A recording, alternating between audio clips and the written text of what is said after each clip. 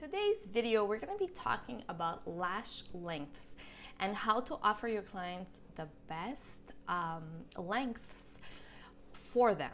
Not for you, not for anyone else, but for them.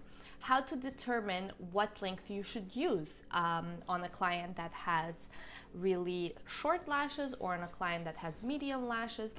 Obviously, you're not going to use the same length of lashes on a client whose natural lashes are 5 millimeters versus the one whose lashes are 11 millimeters. You can't use the same length.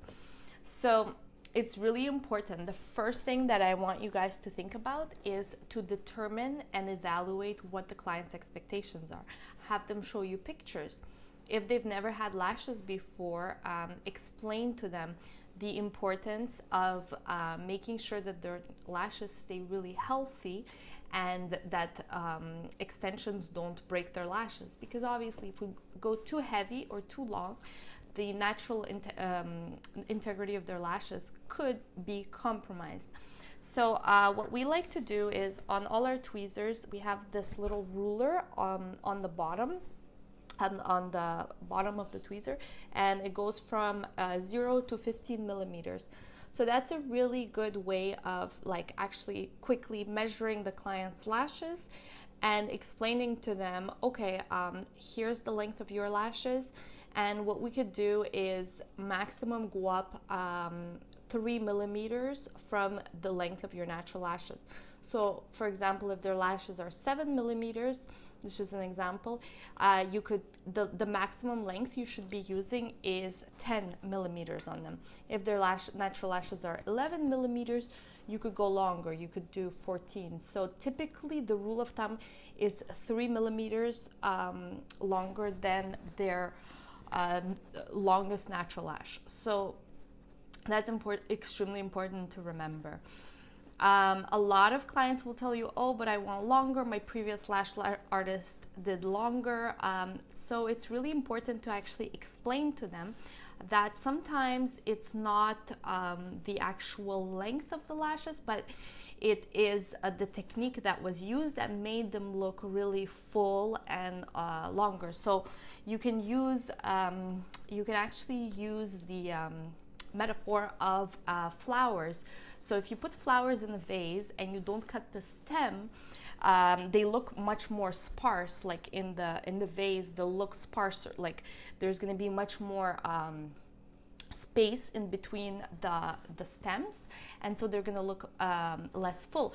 But if you cut the bottom of the stem of the flowers, they're going to all look close together and kind of bunched up, and they're going to look much fuller. It's going to look like there's more of them. They're going to look fuller, even though now the bouquet is actually shorter.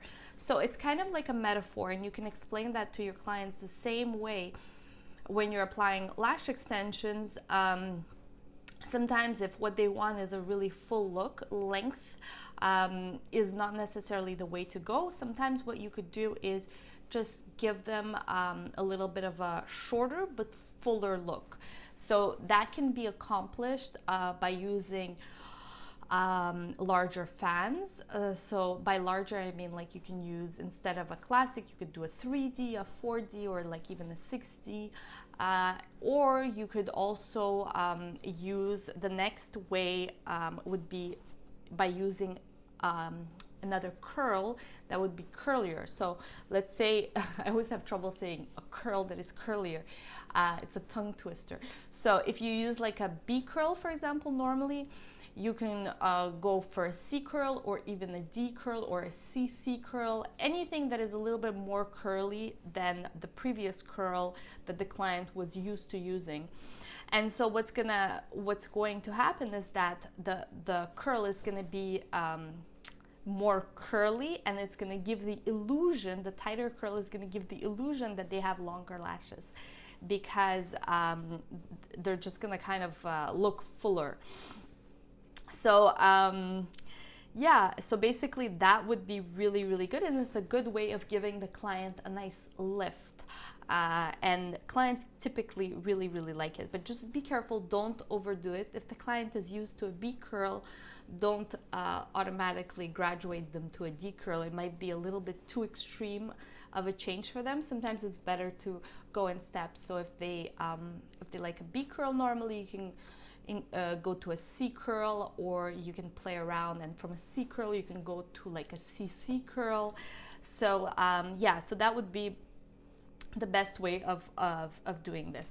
Another thing that you can recommend to your clients is going up a diameter. So for example, if they're doing classic and they usually do a 0.15 C curl, let's say, you can suggest doing a 0.18 CC curl, let's say. So going up a diameter will just visually give more fullness to the client's lashes without compromising their natural lash.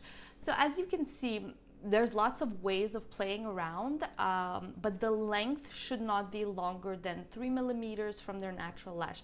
I know that some rules are meant to be broken, but this is not a rule that I think that should be necessarily broken. So just because you really don't want to have the client come back to you 2-3 weeks from the time she has her lashes done and say that they all twisted, fell out, and now her lashes are broken, you're gonna feel terrible.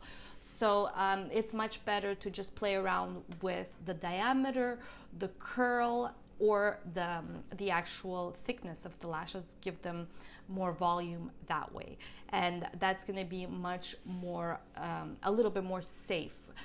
You also have to keep in mind safety with curls and diameters as well. That's something for another video, but this is just some tips on how you can make your client happy without compromising the integrity of their natural lashes.